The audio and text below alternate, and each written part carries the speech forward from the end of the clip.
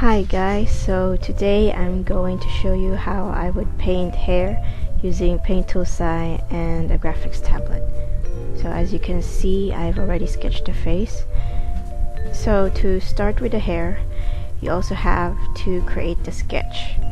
You have to draw the sketch of the hair on another layer and just try to create a form, whatever that's natural for you.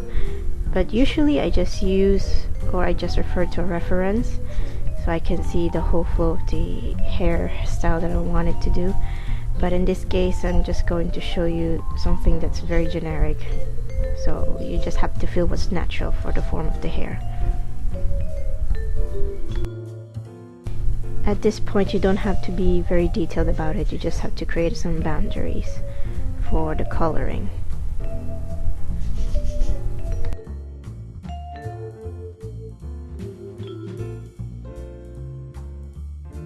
After you finish the sketch, it's now time to start on coloring. You have to make a new layer and then you try to determine which colors you're going to use. For me, I usually use 3 colors. Sometimes people use more, but for me 3 is enough. So those 3 colors should range from dark to light. So in this case, I'm going to pick a dark brown color and something that's a bit lighter, which kind of looks like an orange color, and the lightest color, which is yellow. I have to mention that this color layer is below the sketch layer of the hair. So I'm going to start with the darkest color, the brown, and that would be the base color of the hair. Mostly you just have to follow the lines that you've created with your sketch, but not too strictly, because you can have freedom to add some more detail or add some more strands to the hair. So basically you just have to follow the sketch as a guide, but you can also have freedom to put additional details. In here I'm just using the brush tool so the color would be solid. What I usually do is start with a larger brush size and then gradually use smaller brush sizes, and it kind of makes it more natural and easier to adjust to the form that you want. When you're done, it's time to start adding the lighter shade of color. You can use the marker tool or the airbrush tool, but in this case I'm going to use the marker tool because it's easier for me to create some gradients out of it. But the airbrush tool is fine too. This is actually the opportunity to create more shape on your hair. So this is the stage where you have to make it as realistic as possible. Also, keep in mind that you have a source light when you're trying to draw at this stage, but it doesn't have to be very specific of where the source light comes from and where should it land on the surface of the hair. But basically, the lightest parts of the hair are usually the protruding ones. So the bumpier, the lighter. To make the orange color a bit stronger, you just have to switch to the brush tool.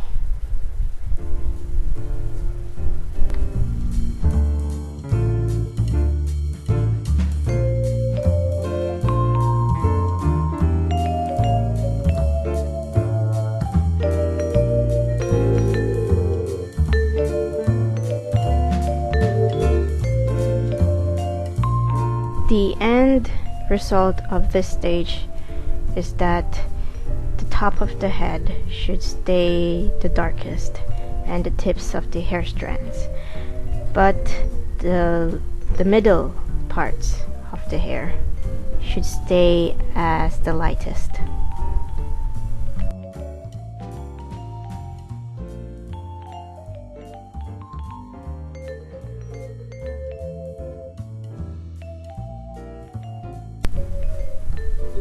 Next up is the lightest color. So again, you don't have to create a new layer. You just have to paint over your current layer, which is the color layer. With this color, you don't have to be very aggressive with it. You just have to be careful that you don't paint over to the darkest side. You just paint within the lighter parts of the hair. This time I'm staying with the small brush size, but sometimes you have to change to a bigger brush size. You should try to create more detail and realism, and you just have to determine the individual strands of the hair, but not too much.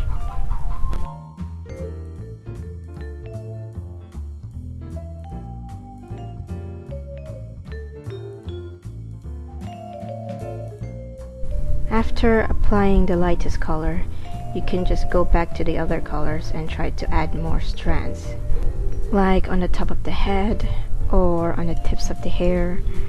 So you just have to use a very tiny brush size. This is to show imperfections of the hair, because the hair doesn't have to be very smooth.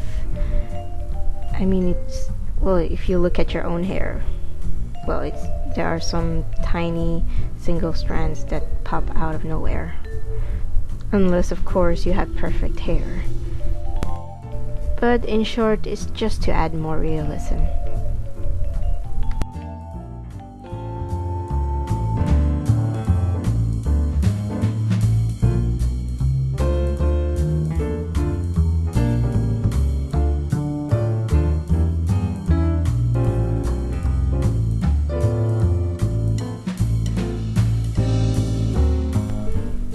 To add some finishing touches, you have to create another layer and use the white color and the marker tool.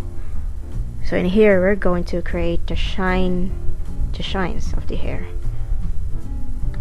Again, like the lightest color that we picked, you don't have to be overly aggressive, and just brush lightly. As you can see, I'm only coloring on the centermost parts of the strands. Just keep it at the center of the lightest section of the hair. And then we're done. Yeah, so this is supposed to be finished now, but if you're not satisfied about the darkness of the hair, you could always add another darker color. But if you're going to do that, you just have to brush very, very lightly with the brush tool or with the marker tool.